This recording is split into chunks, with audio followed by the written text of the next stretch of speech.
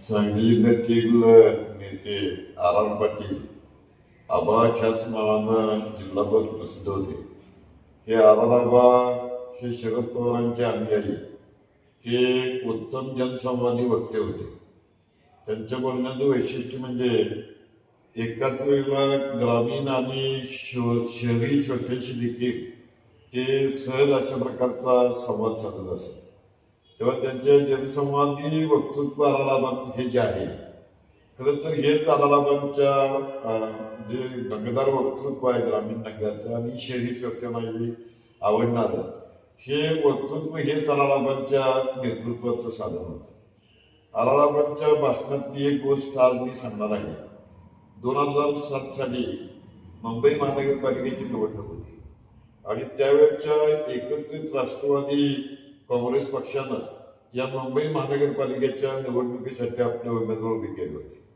तेव्हा या प्रचारादरम्यान बोलताना आराराबा त्यांच्या भाषणामध्ये अनेक प्रकारच्या गोष्टी सांगण्यामध्ये पटत होते. त्यांनी एक गोष्ट अशी सांगितली की गावाकडच्या जत्रेमध्ये एकदा एक पैलवान गावकऱ्यांशी शर्यत लावतो की मी बैल उचलतो. त्याप्रमाणे जत्रेच्या वेळेला सगळे गावकरी गोळा होतात आणि हा पैलवान बैल उचलायला लागतो. पण बैलाची ताकद जास्त झाल्यामुळे त्याला हा बैल काय उचलता येत नाही. तरी पण हा पैलवान ईर्ष्यवाद असल्यामुळे आपला हट्ट सोडत नाही, आपली ईर्ष्या सोडत नाही आणि तो काय करतो की एक वासरू घरी घेऊन जातो आणि 3-4 वर्ष या वासरावरती तो सातत्यानं सराव करत राहतो. हा सराव करत राहिल्यामुळे पुढे वासराचं बैलात रूपांतर होतं. पण रोजच्या रोज आम्ही सतत सराव केल्यामुळे 4 वर्षांनी मात्र हा जो बैल आहे हा यात्रेच्या वेळी सगळ्या ग्रामस्थांच्या देखत उचलण्यामध्ये या पैलवानाला यश येतं.